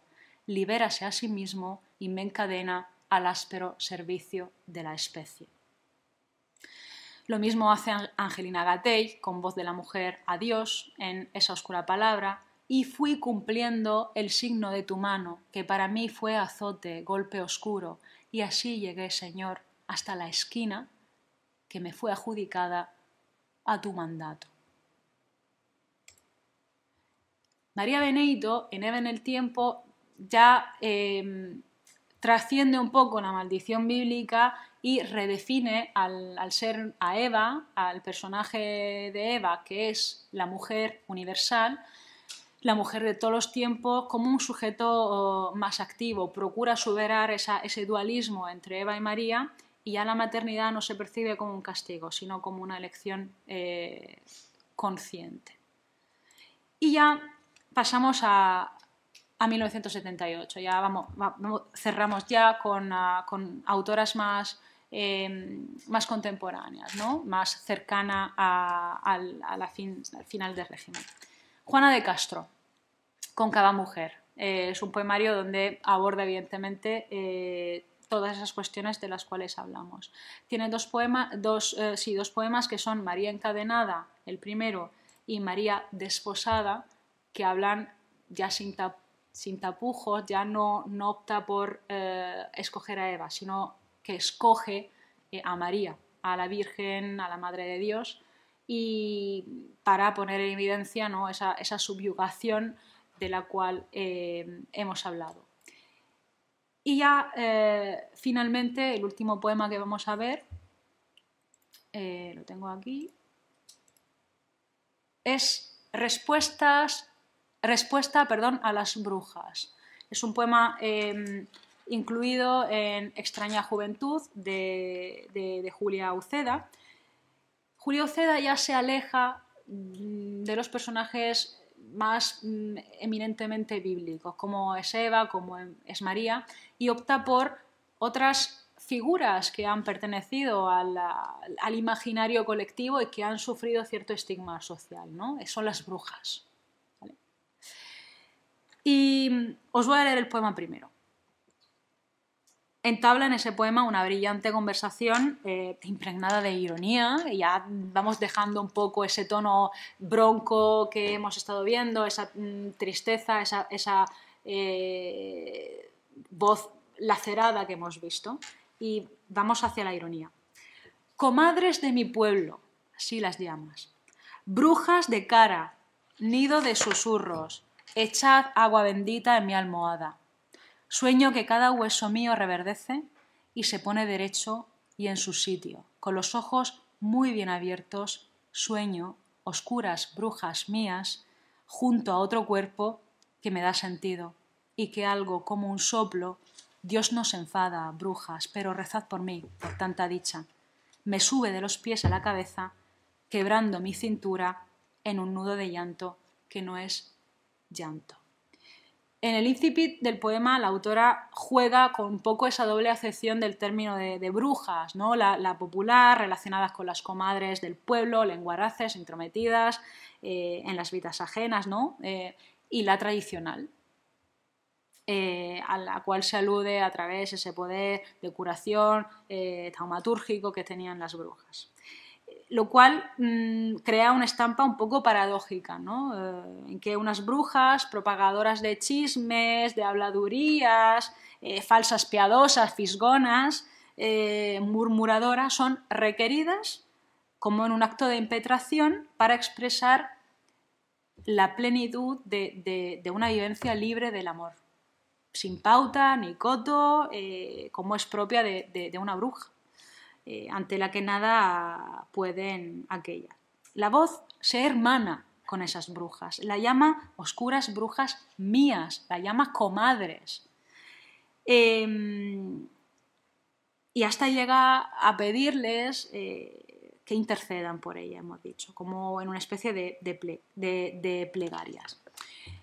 Podemos ver cómo ha ido evolucionando, ¿no? Cómo ha ido cambiando esa relación de las poetas con los estereotipos femeninos, con los referentes literarios, con los referentes mitológicos, y cómo hemos ido transicionando entre una recuperación y resignificación de mitos, de figuras bíblicas, de arquetipo femenino, con una denuncia muy evidente, una voz bronca, una voz oscura, hacia una reivindicación mucho más fresca,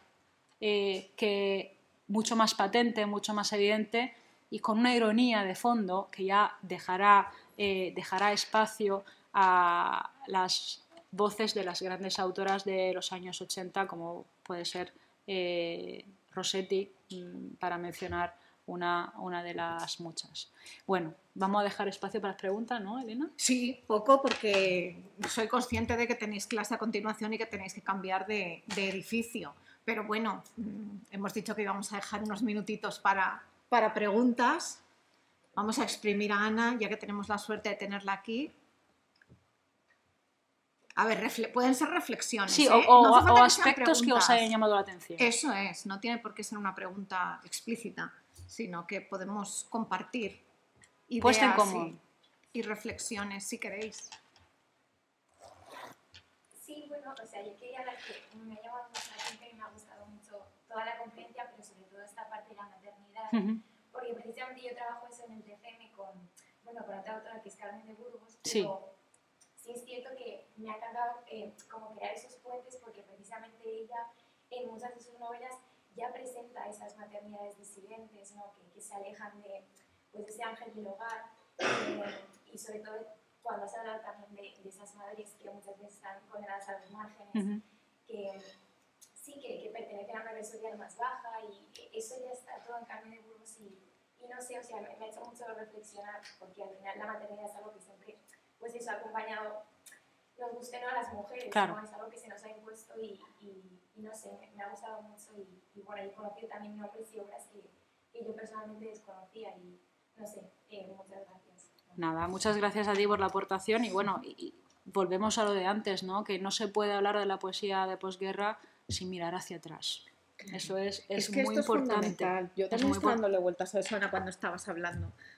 Y he percibido ahí en esa panorámica maravillosa que nos has hecho como dos grupos, ¿no? de poetas. Me da la impresión de que las que comienzan a escribir después de la guerra, las que comienzan a escribir en el franquismo, sí que tienen mucho que decir o tienen más que decir, y por supuesto echan al traste con toda esa idea prefijada que podríamos asumir a la vista de las antologías esas de las que nos has hablado, que parece que hay un silencio, ¿no? poético que es inexistente, es irreal, ¿no? Porque hay muchos libros de poesía y muy variados de las mujeres en esta época. Estas van por un lado, pero para las otras, yo me refiero a las no mayores, porque hay algunas que son coetáneas de las que empiezan a escribir antes de la guerra. Las mujeres muchas veces empezaron muy tarde, ¿no? a escribir por razones familiares y varias, pero las que habían publicado varios libros, varios poemarios antes de la guerra, en estas sí que se percibe un cierto silencio poético. O sea, estas sí que ese vuelco sociocultural, ese vuelco político, ese vuelco existencial, porque muchas de ellas, pues unas no, pero otras se fueron al exilio, etcétera, yo creo que sí influye bastante en su ritmo, ¿no? poético, porque estaba pensando en Concha Méndez, por ejemplo, que, bueno, creo que Sombras y Sueños es del 44. Y es la única, creo que es el único poemario que escribe en esa época, hasta Vida o Río, que es del 79. Pensaba en Rosa Chacel, por ejemplo, que también había escrito, ¿verdad? Laura había escrito poesía a la orilla de un pozo en el 36, pero luego los versos prohibidos los sacan en el 78. En el 78. Aunque reunía poesía que era escrita entre los años 30, 40... Claro, pero no publican. Pero no publican. No. Ernestina de Champurcín está 16 años, había publicado 4 poemarios antes de irse al exilio y está 16 años sin publicar nada, hasta Presencia Oscuras, ¿no? O sea que parece que hay ahí como una pauta entre un grupo, ¿no?, de escritoras que creo que son las que les cuesta mucho sobrellevar ese cambio a todos los niveles, ¿no?, que experimentan después de la guerra. Y sin embargo, tú nos has mostrado ahí un plantel, ¿no?, de poetas que escriben mucho, ¿no? Pero me da la impresión de que son otra generación no vital en algunos casos, pero poética. Sí, totalmente. Poética, que se avienen, ¿no?, a esa nueva etapa y buscan las brechas y los entresijos para poder publicar, ¿no? Sí, pero también considerar otra anécdota. Carmen Conde tuvo que vivir escondida durante 2 años después de 1939. Escondida en una casa 2 años. Sí. 2 años. Y en esas condiciones ella escribía, pero claro, pudo publicar después. Entonces, tienen vicisitudes también biográficas muy complejas, que no son propicias para nada para la escritura. En absoluto. Entonces, claro, aunque sigan escribiendo a escondidas, le cuesta publicar. Pero esto no significa que no escribieran. Claro.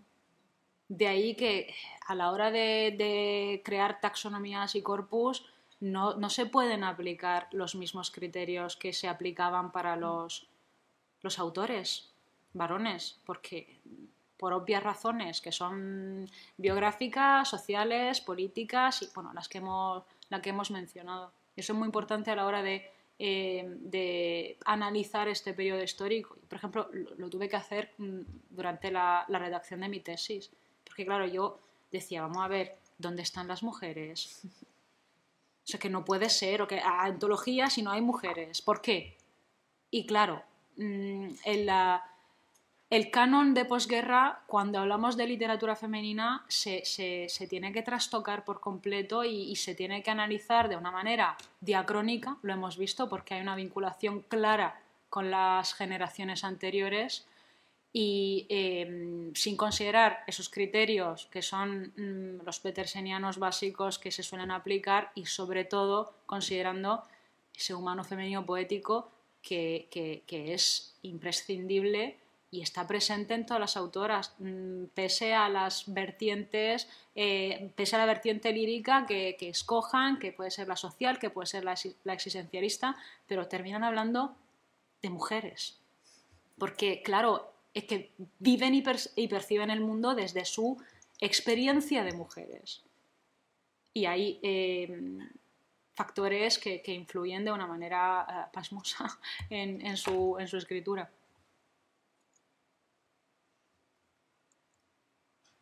¿Queréis intervenir? Bueno, una pregunta era...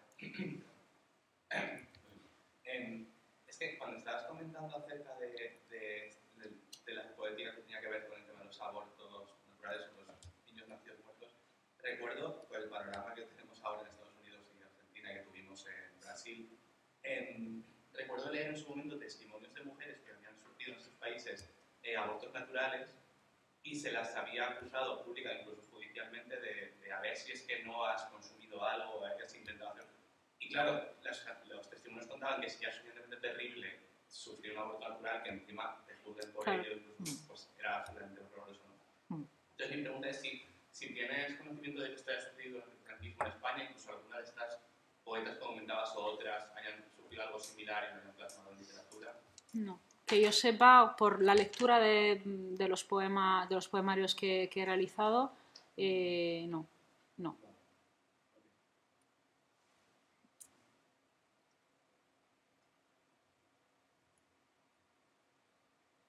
¿Hay más preguntas? ¿Ni comentarios?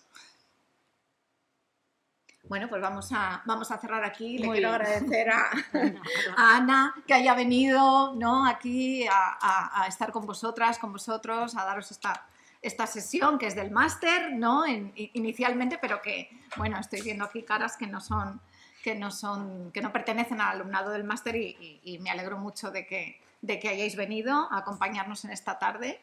Y bueno, ha sido un panorama fabuloso, completísimo. Hemos explorado facetas muy distintas dentro de la producción poética femenina de posguerra y creo que ha debido ser muy enriquecedor, ¿no?, para nuestro alumnado. Así que, bueno, ya sabes que esta es tu casa y que cuando quieras volver te estaremos esperando. Muchas gracias por vuestra atención.